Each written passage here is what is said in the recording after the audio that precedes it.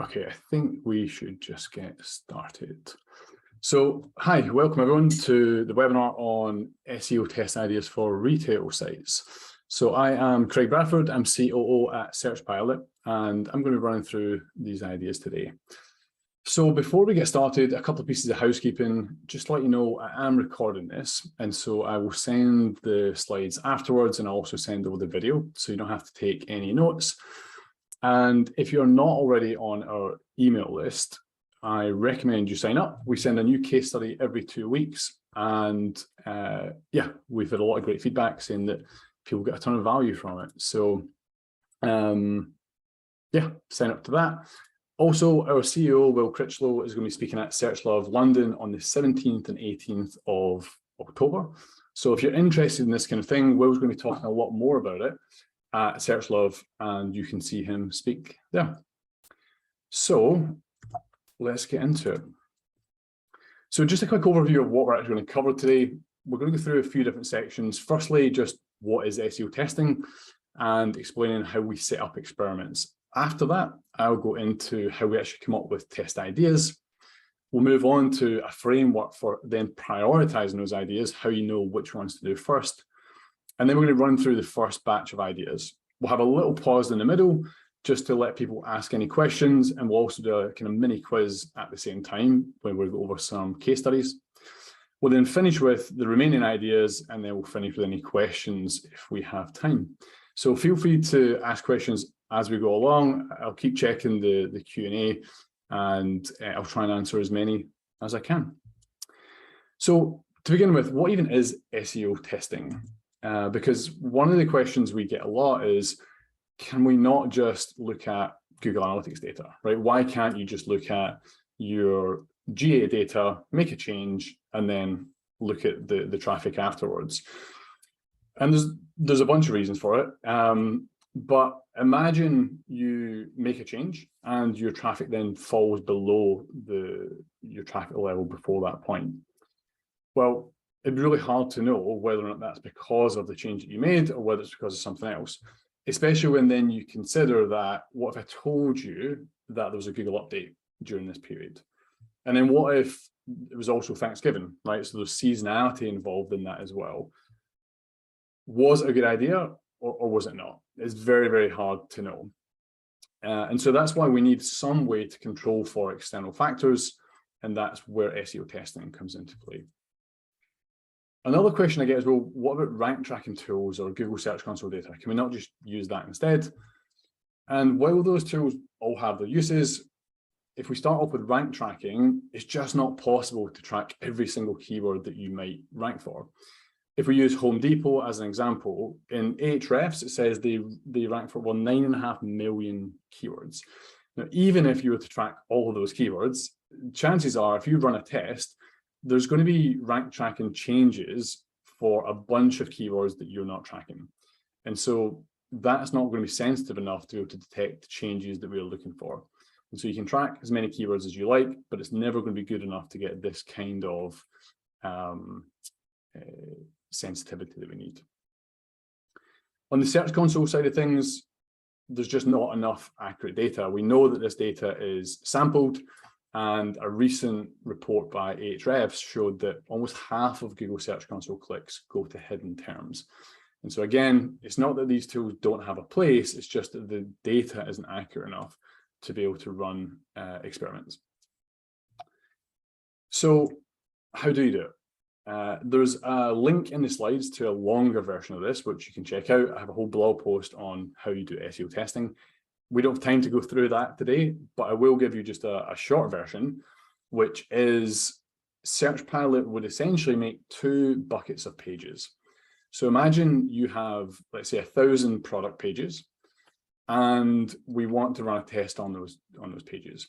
Well, first of all, we have to decide which pages are going to be control pages and which ones are going to be variant pages. Now, you could try and do that just randomly, but you might accidentally introduce a bias to the test that you don't want to. So for instance, you might put all of your winter products or all your summer products into the variant bucket. And now when you run that test, the pages that are in the variant are going to spike in traffic. And so that could look like it's a winning test, but actually we know that it's just because of external factors.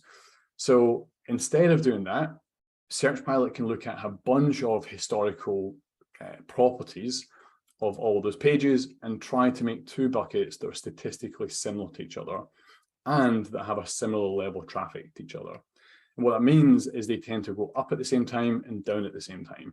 And there should be a nice even split of high traffic pages, low traffic pages, mid-level pages in both buckets.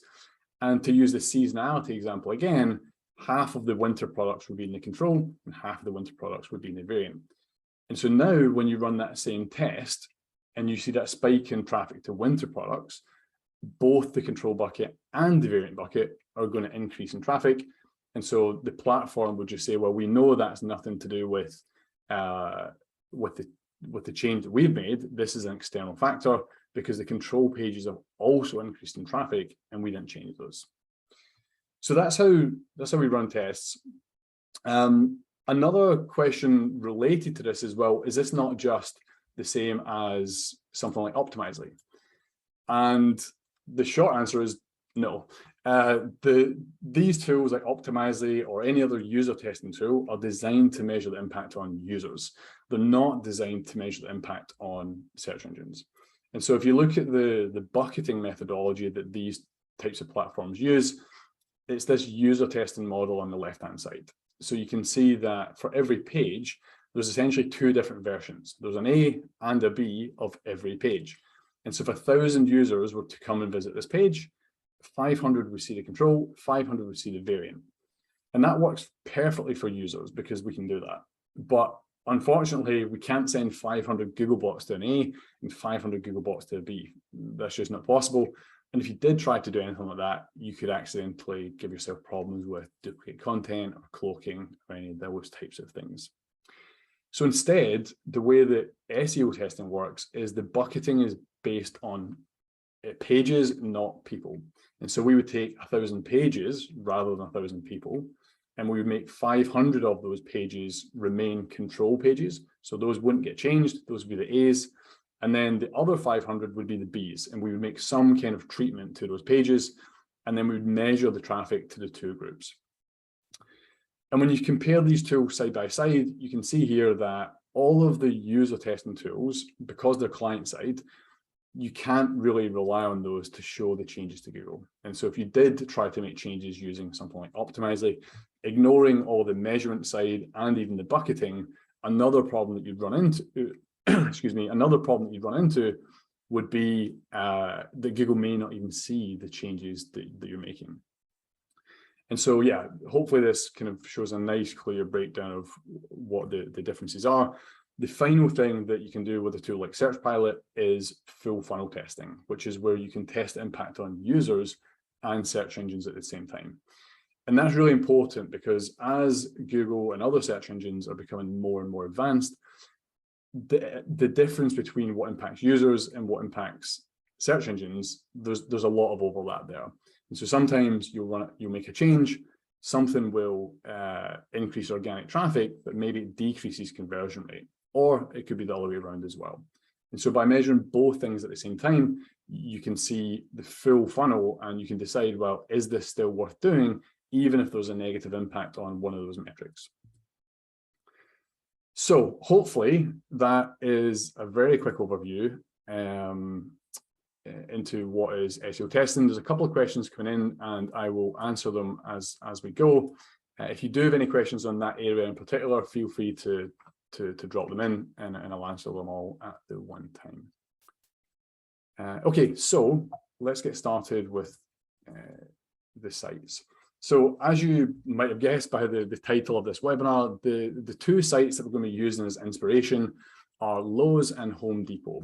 And if you look at the structure of their websites, you can see that most of their traffic comes into category or product pages. So those are the templates that we're going to focus on. We're not going to look at things like store pages or services pages or anything like that. In terms of the traffic that these sites get, they're both massive, right? So this data from Ahrefs shows that Lowe's gets about 50 to 75 million sessions a month from organic search. And then Home Depot gets between 100 and over 150 million searches a month. So both huge sites. You can see that they have similar trends in terms of seasonality, which isn't surprising given that they operate in essentially the same market. So yeah, huge sites. And so whenever I'm trying to come up with test ideas, the things that I look at are these three areas. I essentially try and replicate, well, what do search engines look at? And that is crawling, indexing, and ranking. And so if we look at the first two, crawling and indexing, that's essentially saying, well, can you even rank? Do you even have the ability to rank? Can Google find your content? Do they think it's worth keeping your content in the index? And then lastly, even if they can do that, do they think you deserve to rank? And so even if you have content, whether or not Google thinks it's good is a different question. And so whenever I'm looking at sites, excuse me, whenever I'm looking at sites, these are the three areas that I can look at. And so to begin with, what I like to do is have a kind of side-by-side visual comparison. Miro, I find, is a really good tool for that, these Miro boards, because you can see here that you can have a really nice side-by-side comparison so that you can visually compare the two sites. Now, just at this level alone, we can see a lot. I mean, the first thing is that both sites are very similar. So I will, pull out things like titles, meta descriptions, and H1s, and then I will sort of compare the key parts of above the full content and then also below the full content, and sort of tag those up and get a good idea of what are the key pieces in these templates. I would then do the same for the mobile sites. And as you can see here, again, they're very, very similar. There's not a ton of differences between the sites from a visual perspective. And the final thing in this case is to look at the other template. So this is the category page as opposed to the product page, which is what I showed you before. And we'll get into these in detail throughout the presentation. But for now, at this stage, when I'm doing ideation, this is all I'm really doing. I'm just looking at the sites roughly to get an idea of the key parts of the templates and where the differences are. And that's what we're going to get into now. So whenever I tag up those parts of the page, I then look at the differences between the two sites. And so what you're seeing here on the left is is there anything that Lowe's have that Home Depot don't? And one thing to mention is I've deliberately not put anything in the intersect of the Venn diagram.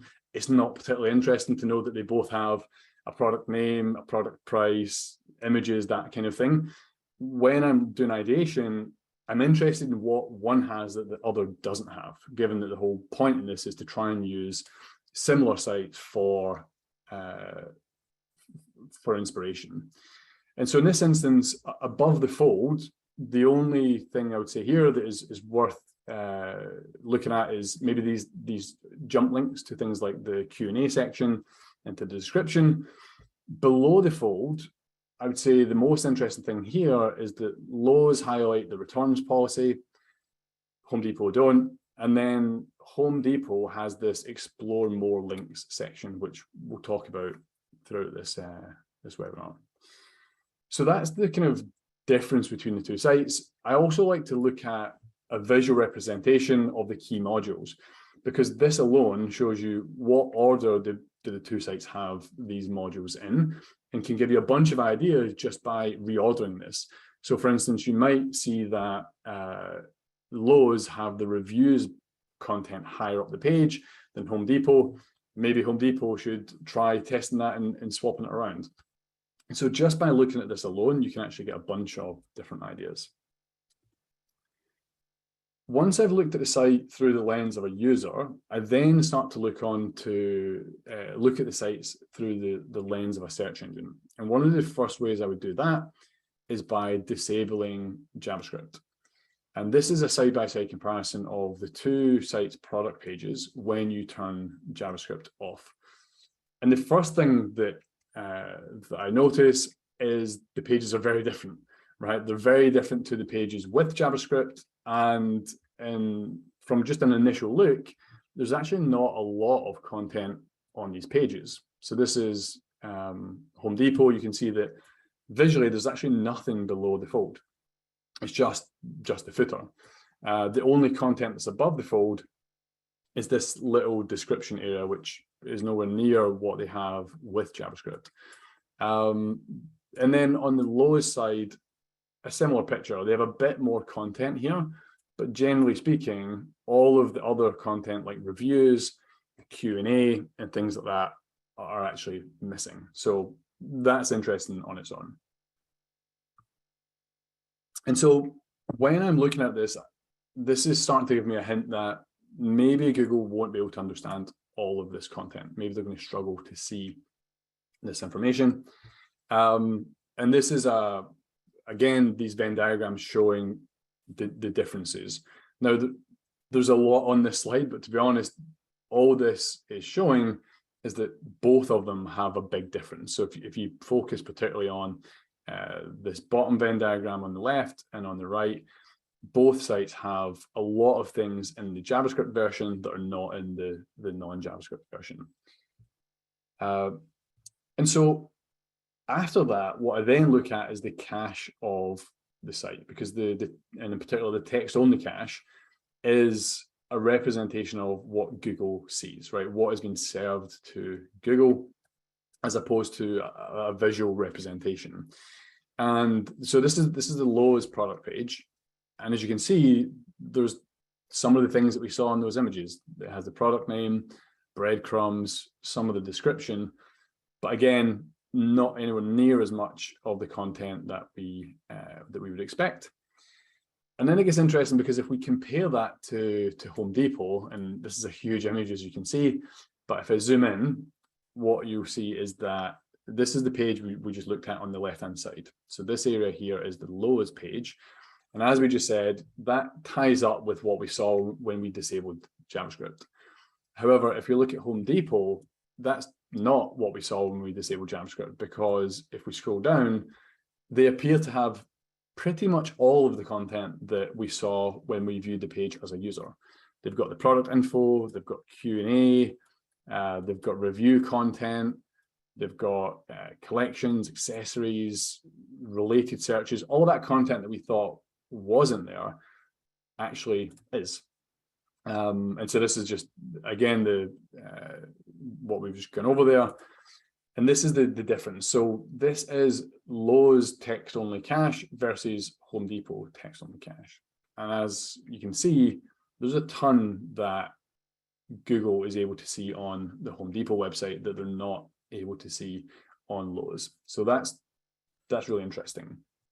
And so why might that be? Why could it be that when we disable JavaScript, this is what we think the page looks like, but actually Google's seeing something completely different? Well, there's two potential reasons for that. Number one is that maybe Google can just render the JavaScript. We know that search engines have gotten better at understanding JavaScript over the years, but we also know that they still struggle to do that. But maybe in the case of Home Depot, they're actually able to see that content. Or Home Depot could be serving a different version of the page to search engines than they are to users, known as dynamic rendering. So if you get a website that is heavily reliant on JavaScript, you can do dynamic rendering to serve a server-side version to search engines, but then let users use the browser to do the client-side rendering. So how can we check if this is the case? Well, one way you can do it is by using the Google Structured Data Testing tool. And the reason I suggest this and not the mobile testing tool, which is what Google recommends, is with the rich snippet tool, you can change between mobile and desktop, and that can be potentially interesting. And so the reason this is useful is it allows you to fetch the page as Googlebot. And you might think, well, can you not just do that using a user agent switcher or something like that? Not always. So that might work for some sites, but in the case of Home Depot, if you just change your user agent and try and fetch that page, you'll get 403. And so if you own a website, you can use Google Search Console to fetch that page, and Google will show you what they see. But if you're looking at a competitor site, you actually need to use something like this, or look at the text-only cache to see the source code or the HTML that's been served to Googlebot. And so when you use this tool, you get two options. You get the HTML, which is essentially just the same as the text-only cache, but you also get the screenshot capability, which we'll talk about in a second. And so what's interesting here is, as we saw before, if we look for content like reviews, that does actually show up in the HTML that Google has been served. That's not the case for Lowe's. So if you take any of those pieces of content that we thought had disappeared and then search for them in the source code of the Lowe's site, it won't show up. And what you are seeing here, though, is the review content, which is in the structured data. So they still have the JSON blob, which has things like the name of the review, the ratings, etc. But the body of the site, that content isn't there. And so that would sort of confirm what we were saying, that Google probably isn't seeing all of this content. That's when you might then want to flip over to the screenshot version of the tool, which will show you what Google renders when they fetch this page. Now, annoyingly, for when you look at this, you only see the above the fold content.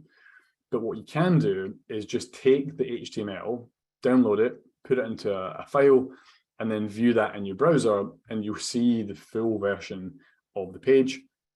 And yeah, so what this is essentially showing is, I think Google is struggling to understand all the content on Lowe's, or they're at least relying on Googlebot's JavaScript rendering to see that content.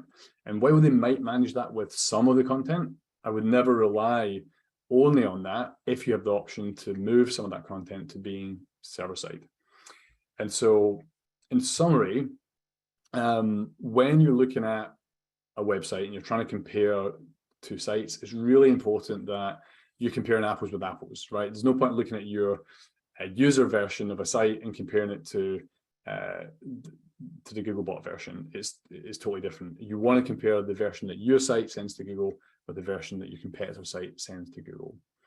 And so best way to do that is, first of all, check if the content is in the HTML for users. If it is, then great, Googlebot can probably see that. If it's not, then the next thing to do is check whether or not the site is serving a specific version to search engines. If they are, that's known as dynamic rendering. And from what I can see, that is what Home Depot does. And that's why Googlebot can see their content, whereas it doesn't look like Lowe's does this. And that's why I think Google can't see all of their content. And so, yeah, that can be helpful to make sure you're comparing the comparative sites. Okay, so on to how you actually prioritize ideas, because once you have a bunch of ideas, in this case, I have over 30 of them, how do you decide which ones you should start with? Because you only have so much resource and so much time. So for that, we like to use this framework that splits ideas into 4 different quadrants. Now, on the x-axis, you can see that it goes from being a weak hypothesis to a strong hypothesis. And then on the y-axis, it goes from an expensive change to a cheap change. Now, in an ideal world, you want all of your tests to be cheap to do and really good ideas. So as a general rule, what I tend to do is anything that has a case study, if I've seen something be positive before, that's a pretty strong hypothesis for me. Whereas if something is just on a hunch or it's best practice, that would be somewhere in the middle. And then on the whether something's cheap or expensive, I would consider things like title tags, meta descriptions, structured data. Those are all relatively cheap changes to do. Whereas if you need to invest in producing more content, changing URL structures, things like that take a lot of time and resources. And so that would be in the bottom half of that. And so what I've done is I've actually put all of the ideas into this chart, and there were 15 in the top right, and then the remainder were split between the top left and the bottom right.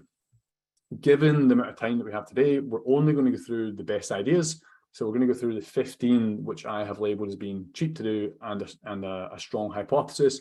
However, in the slides, all 30 ideas will be there. So there's a few in the bottom right, and then there's a bunch more in the top left. And so, as well as being a good way to prioritize which test to do first, the other thing to use this framework for is to decide how to interpret your results. At SearchPilot, we use this phrase a lot. We're doing business, not science. Sometimes you will get tests that are sitting at 90% significance. What do you do with that, right? Should you roll it out, or should you wait another 2 weeks until it reaches statistical significance, if it ever does?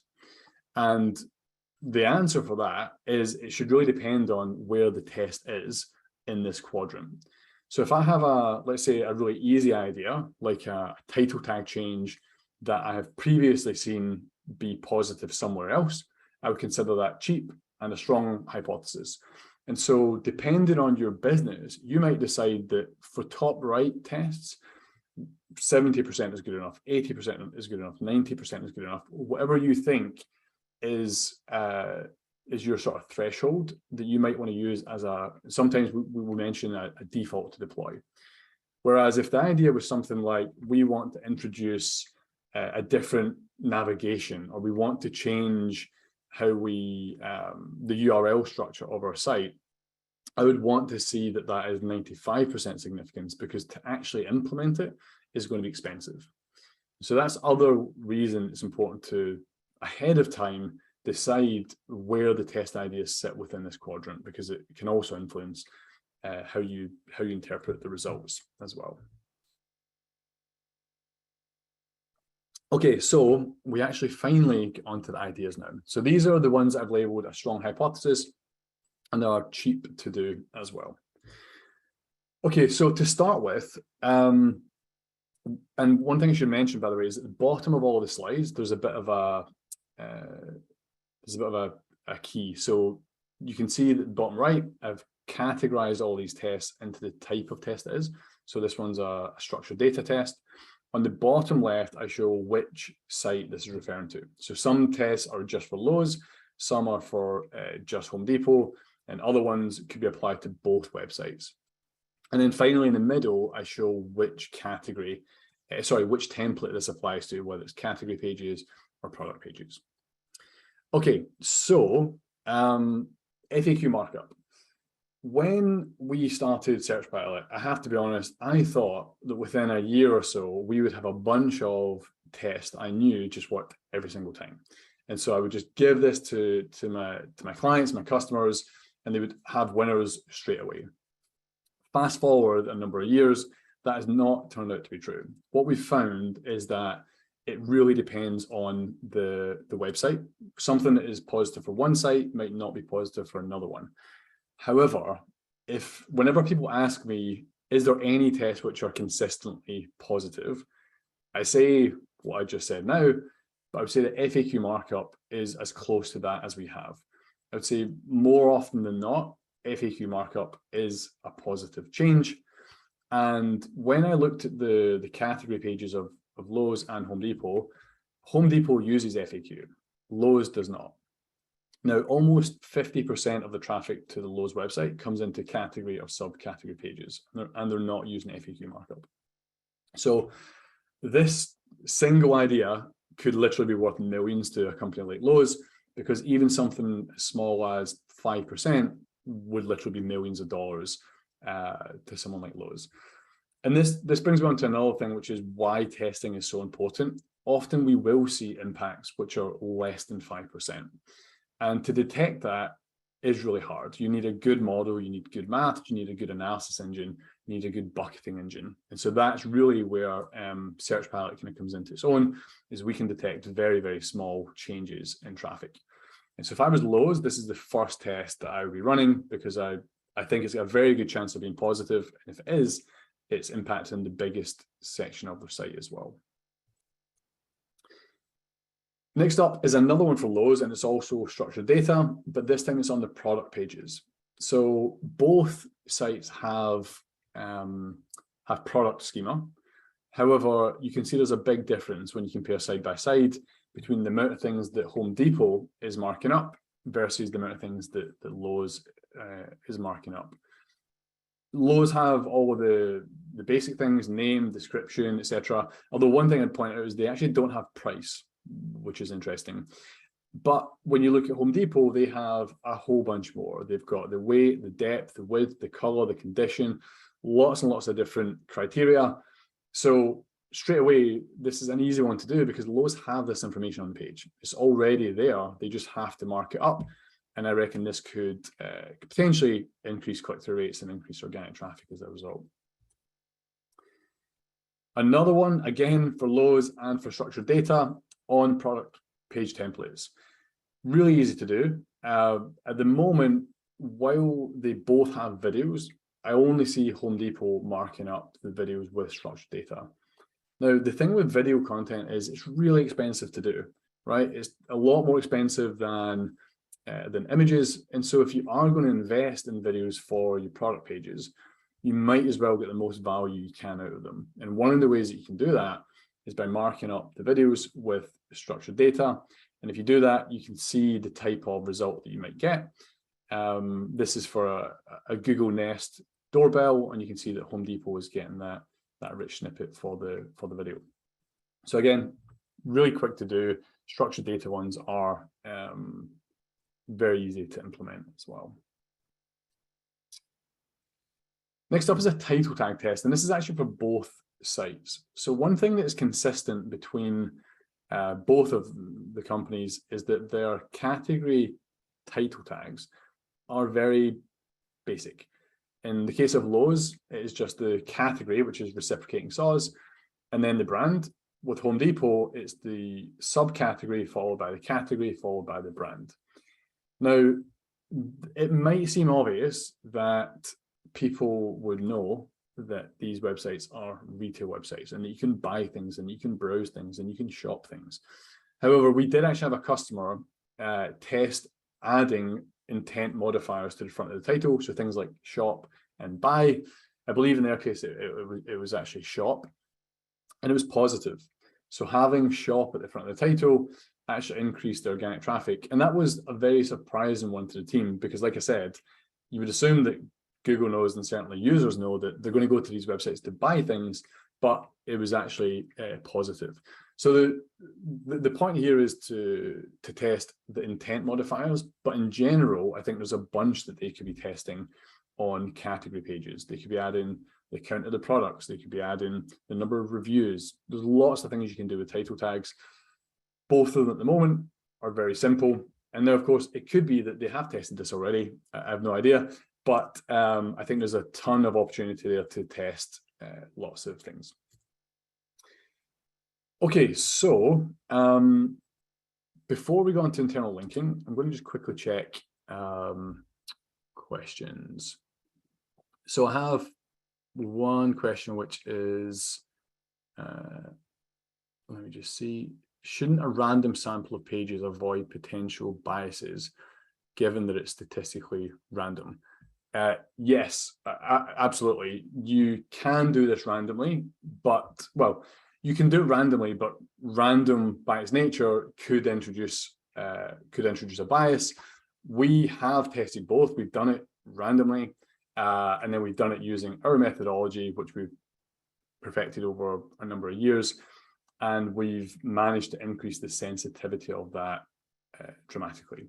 And so it's not that you couldn't start off by trying to bucket pages randomly, but there are benefits to not just doing it randomly, if that makes sense. Let me just see. Someone has asked, above the fold content in terms of, above the fold content in terms of it being visible to users, or is there an advantage for search? Does Google give more weight to content above the fold? So we've run tests like this, and we're actually going to go into a bunch of test ideas in a second that talk about the positioning of content on pages. So actually, I won't go into that now. I think the test ideas will answer your question. Okay, so I am going to crack on and now start going into a little section on internal linking before we carry on to the other ideas. So the reason we need to talk about internal linking before I show those ideas is when you make a change to, when you run a standard test that's not an internal linking test, the pages that you change are the pages that you expect to go up or down in traffic.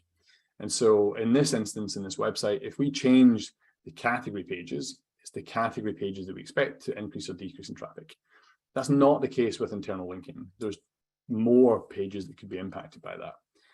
And so what we have to do is a bit more advanced analysis when it comes to measuring all the different types of pages that could be impacted by that.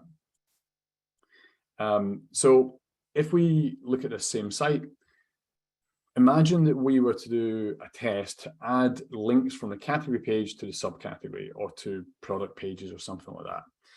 So in this instance, we might expect that the mammals pages or the category pages could be impacted in traffic, but we also could expect, or we hope, based on this test, that the pages below that are going to increase in traffic as well. So the first thing we have to do is we have to bucket based on the category level. So we would bucket based on this top level set of pages. And you can see here that mammals and reptiles have been classified as variant pages, and birds and amphibians have been classified as control pages. So then what happens is below that, anything that sits underneath that, those would automatically be classed in the same bucket. So cats, bears, and dogs are going to be variants. Snakes, lizards, and tortoises are also going to be variants. And then same thing on the other side. These ones are all going to be control pages. And so when we start the test, we make the change to the category pages. And so these pages are what we call the testing section, because these are the pages that we're actually changing. And then below that, we also have a measurement section. So a measurement section is a section of pages that we're measuring to also check the impact on those pages. And then the final section is the combination of both. And the reason this is needed is often with internal linking tests, what you would see is that one set of pages will increase. Let's say I guess in this instance, the hypothesis would be that the product pages are going to increase in traffic. But what if that takes traffic away from the category pages, right? So sometimes we'll see a test result where it increases one, decreases the other. What's the impact? Should you do it? Should you not? This is the answer. So the second measurement section, the impact that measures both, can tell you that answer. This will tell you the overall impact of the experiment and whether or not you should roll it out. So hopefully that all makes sense. Internal linking, just as a side point, is one of the most effective types of tests that we do, particularly on retail websites, because there's so many pages and there's lots of opportunities to test things like breadcrumbs, related products, navigation changes. All of these can be tested, and yeah, we typically see a lot of good results from it. Okay, so this is one of those examples of content positioning that I just mentioned in the QA. So on the Home Depot website, they have this block of links at the bottom of the page. It's called Explore More.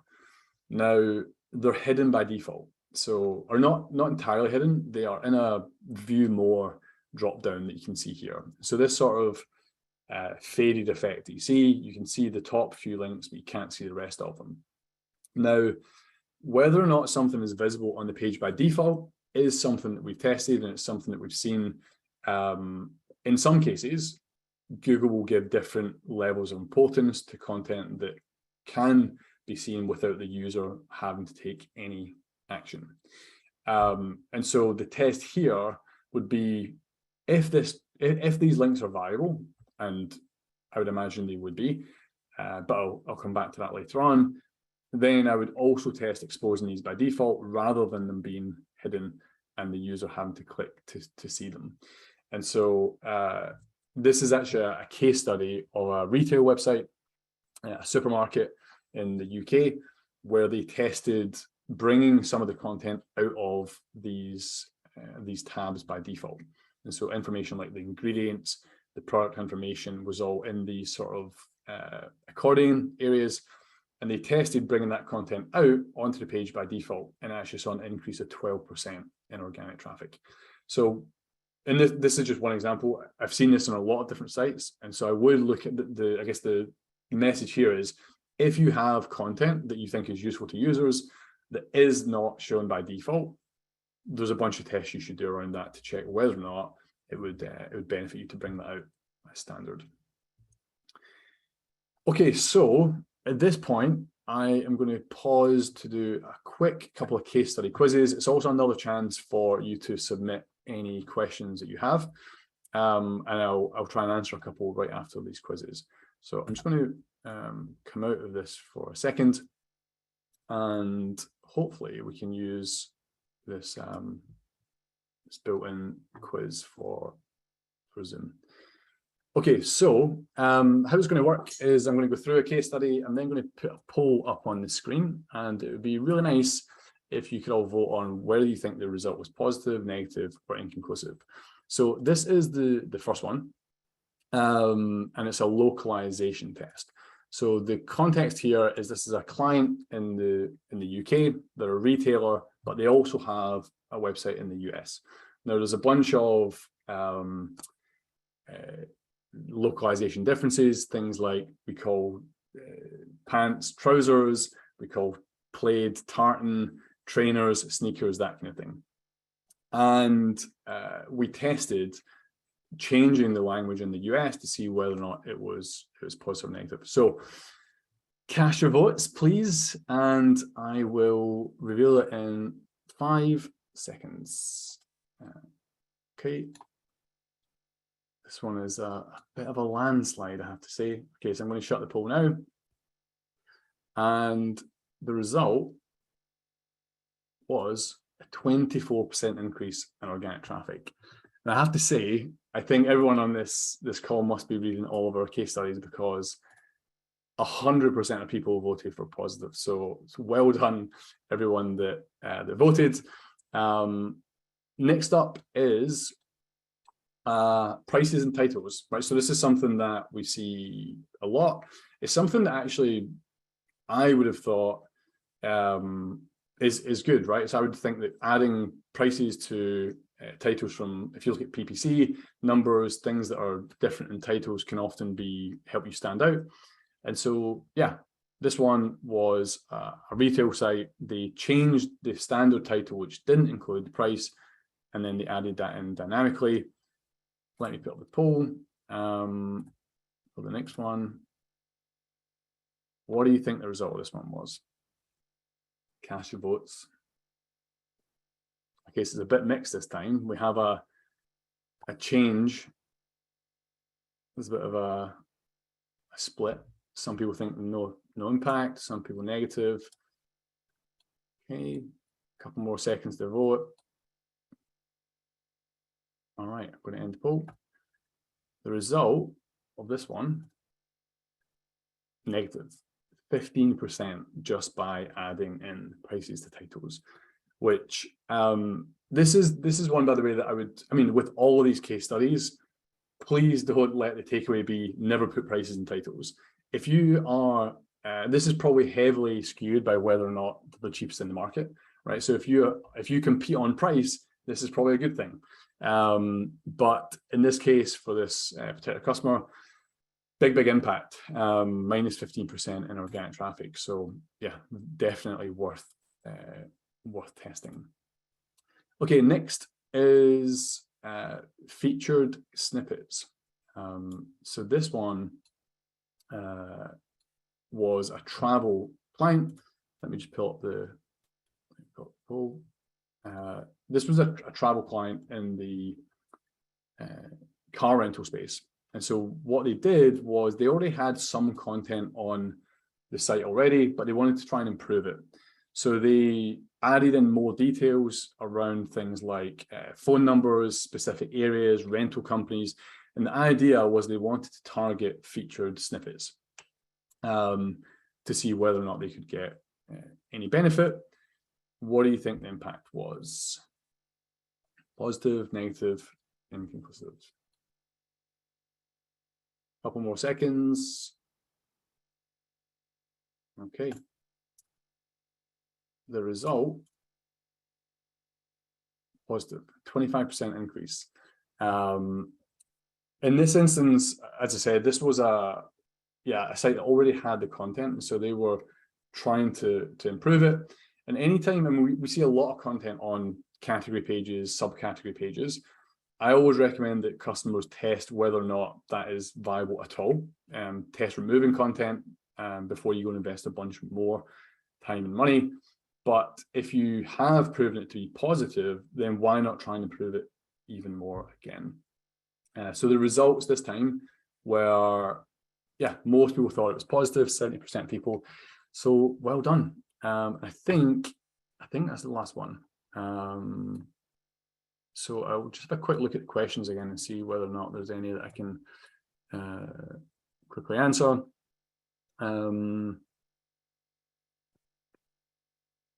After calling an SEO, so someone's asked, once you end a test, do you need a cooldown period for the variant URLs before using them for another test? Yes, great question. So as a general rule of thumb, we say leave as long between tests as it took Google to find the pages. Typically, we'd recommend like a week, something like that, but it varies from site to site. But yeah, you want to end the test, let Google have time to crawl the site again, find those pages before you go and run any more tests.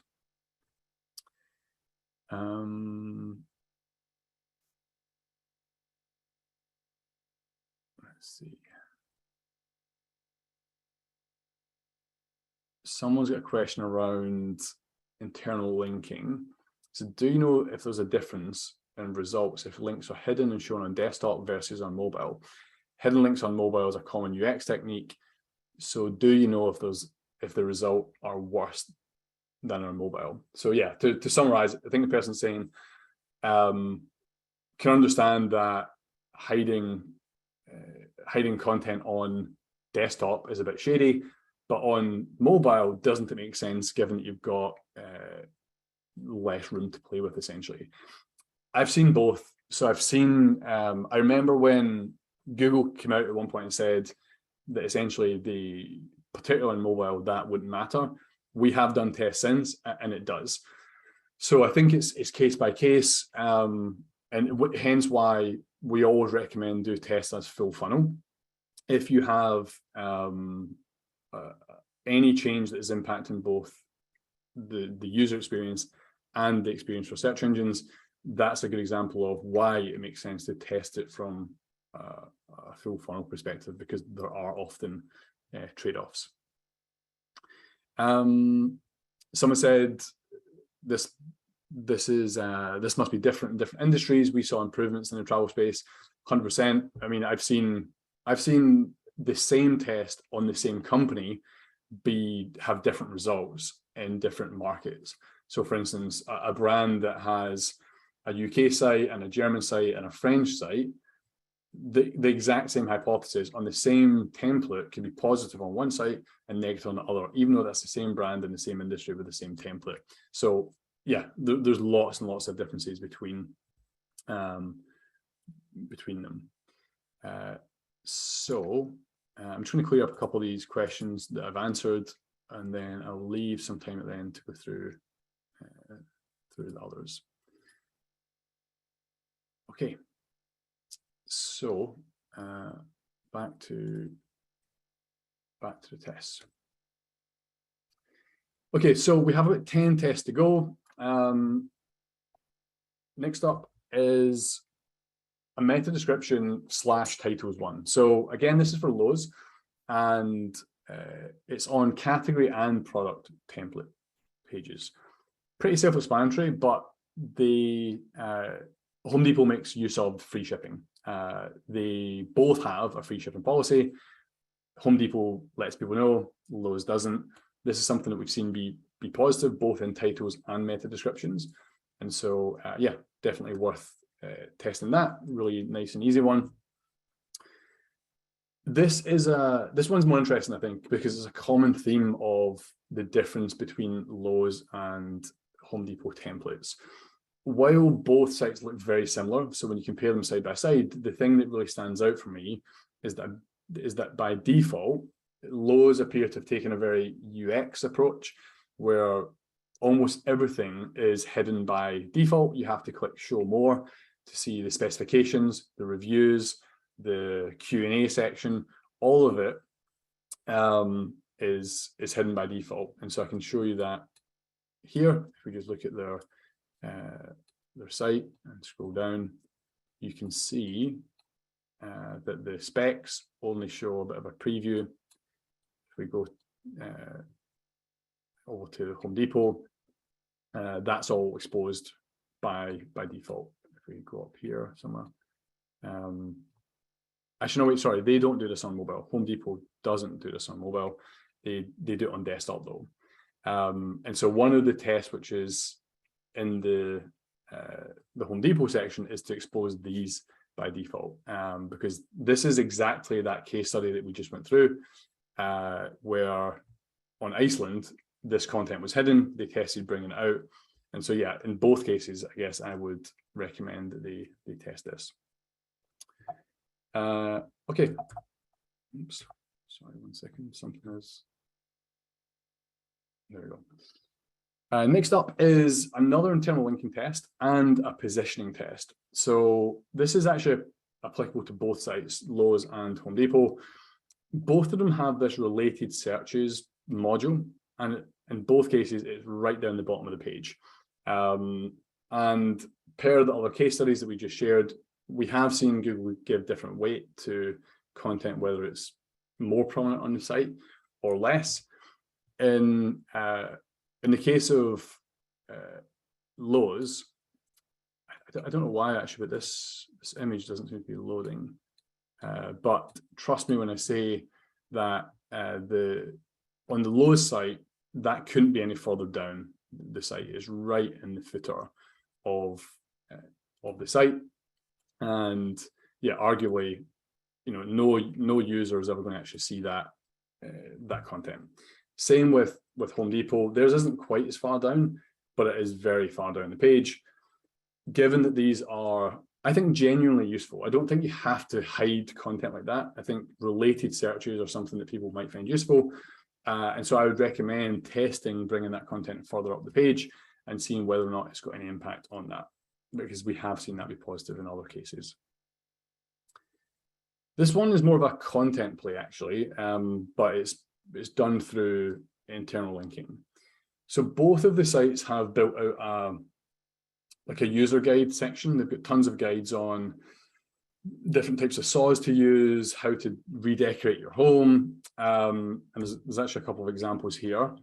So this is the Lowe's guide for saws. And as you can see, they've gone for sort of a ultimate guide type of test, type of page, where they include all of their saws in a single guide, right? So jigsaws, reciprocal saws, etc.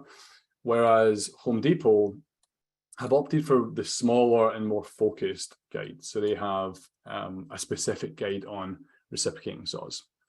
And so the interesting thing though is they don't link to this in the navigation. I can't find any links to the category level that hosts these pages. It looks like it's supposed to be in, if you look at the breadcrumbs, you can see it has home improvements, hardware and tools. But if you click into that navigation, there is no link there. And I double checked this on Ahrefs, and you can see here it says 0 links to this page.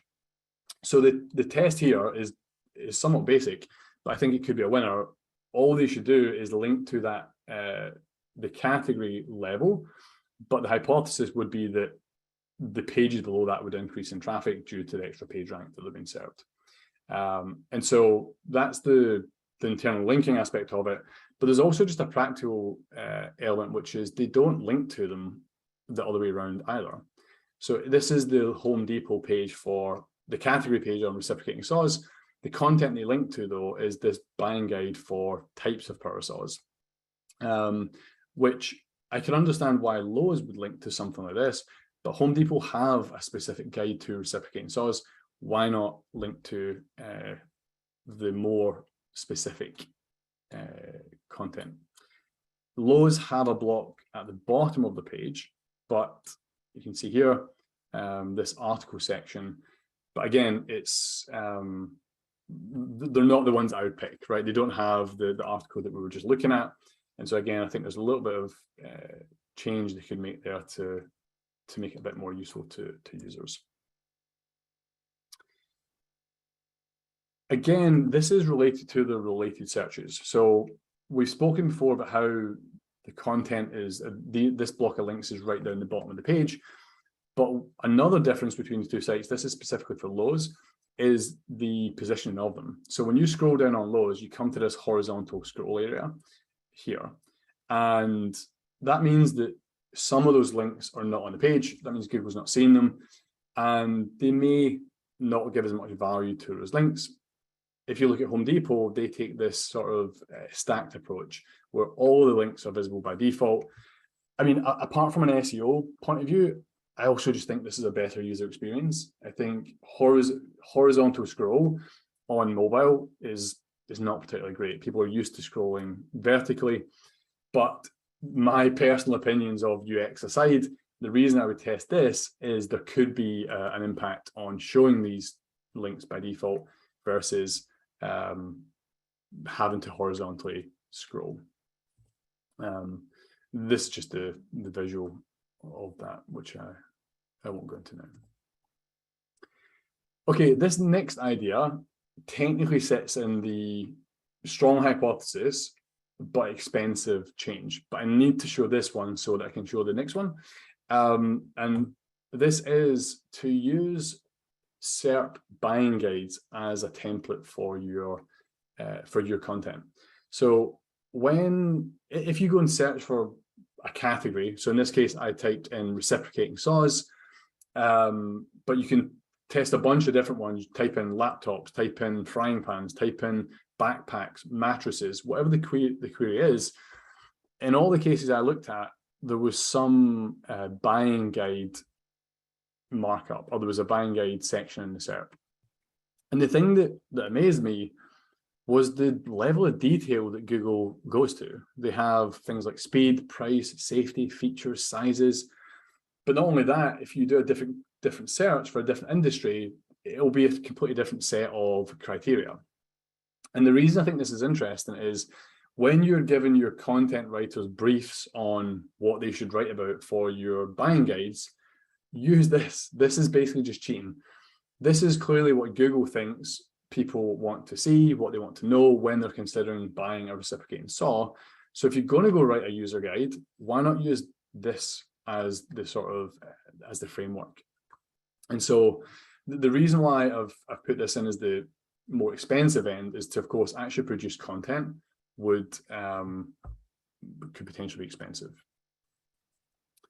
Conscious that we're running a little bit short on time. Hopefully we won't be too much longer. The next idea is based on that. So as I said, once we've got that that content, why not move it onto, or move some of it onto your category pages? One of the things that we see a lot is category sites trying to get content on those pages, and it looks spammy, right? Like this type of content that you see is often just an afterthought. They stick it at the bottom of the page. It's something with a bunch of keywords stuffed in it, and it doesn't look good to users, and it's probably it may or may not be helping you. So why not take that content, move some of it onto your category pages, and actually produce some content that's useful for your users rather than just putting any content in there. I think Home Depot's done a slightly better job of this, but even still, I would test improving it. Per that case study that we went through, I think they could change out some of these questions and probably get a better return. In the case of Lowe's, I think they just need to do better. Like I think I would move some of these questions on there and then mark them up and then get the benefit. Next up is Q&A markup, which is something I don't see a lot of people talk about very often. So I see a lot of people talk about FAQ markup, product markup, but Q&A markup is slightly different. This is used for when there can be multiple answers submitted to a question. And that's the case for both Lowe's and Home Depot. You can see here someone's asked, does it come with a carry case? And there are 2 different responses. And so if you have Q&A markup, you get this type of rich result. And I think it stands out really well. It looks really good. Neither of Home Depot or Lowe's use this. You can see the markup that they're using on the product pages. They've got breadcrumbs, products, reviews. They don't have FAQ and they don't have Q&A. So I think this is something both could potentially benefit from. Just rushing through a little bit now, just to be careful of people's time. This one is I mentioned earlier on. So at the bottom of Home Depot, they have this Explore More section. Now, this is clearly an SEO play. There is I can't figure out the logic of these links. They seem to be very, very random. They're not particularly useful, in my opinion, but they probably are helping them because we've seen this type of thing be positive on other sites. So for Lowe's, I would recommend trying this, right? Have a section at the bottom that links to related products. However, do it better. Make it useful for people, make it actually relevant. So have it related categories to the section I'm on, rather than what appears that Home Depot is doing, which seems pretty random from what I can see. This is another internal linking one though, so you'd have to measure both the impact of these pages plus the pages that you're linking to. Brand pages. So both companies, when you are on the product pages, you can click through to a brand page. In this case, DeWalt. And in the case of Home Depot, you can see that they've actually, this is brand content, right? The questions are about that brand. Whereas Lowe's, they have one mention of a brand, but they also mention other brands on the same page. So this is generic content.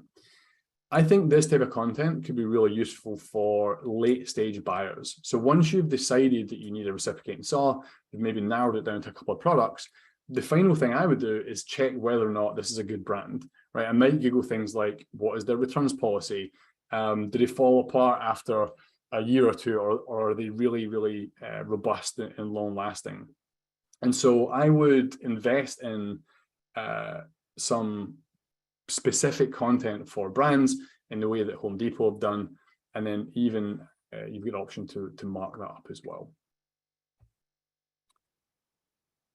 Next is another version of the content on category pages, but specifically one type of query.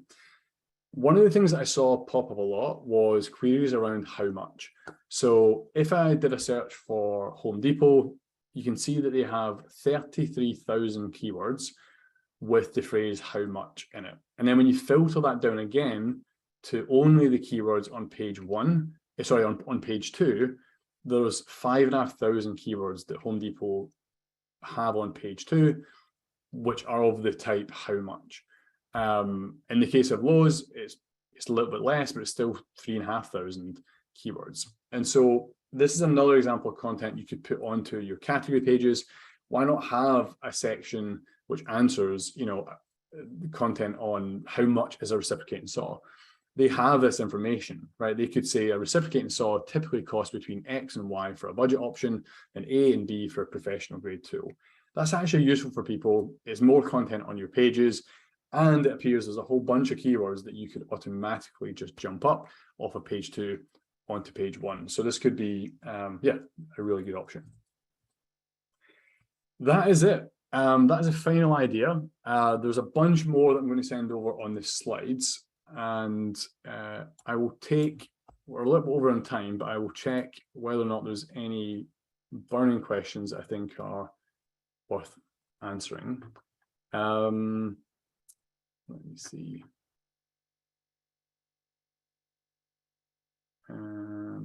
Okay, so someone's asked, how do you account for edge case scenarios where you implement a change, you witness a decrease in organic traffic, but you get more conversions? So that's why we would measure our test as full funnel. Anything that can impact users and search engines, I would run as a full funnel test, and then you can test whether or not it's worth it. Sometimes the decrease in organic traffic could be worth it because you've increased conversion rates so much. And this is why, in our opinion, product teams and SEO teams need to talk. I see a lot of product teams asking SEO teams to prove that the changes they're making aren't negatively impacting conversions.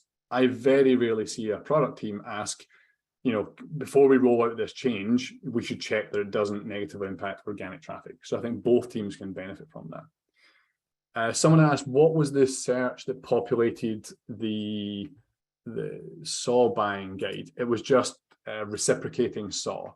So just search for the category. So don't put buying guide or anything like that. Just literally put in mattresses, laptops, reciprocating saws, anything like that, and it should show up. I think a lot of these I've already answered. Do these tests include other metrics other than organic traffic? For example, do you talk about traffic, but conversions is what count and end? I think I've just answered that. Traffic plays a part, but those should never exclude other, in my opinion. 100% agree. Yes, we should look at traffic and conversion rates. I think that's about it. And I'm conscious of everybody's time, so I don't want to go on too long. So yeah, I think I'm going to leave it at that. If there are any questions that I've not answered today, feel free to drop me an email. You can get me at craig.bradford@searchpile.com. You can also get me on Twitter at Craig Bradford. And yeah, thank you everyone for giving up your afternoon or evening if you're in the UK. And yeah, I hope you all got value from it. Thanks.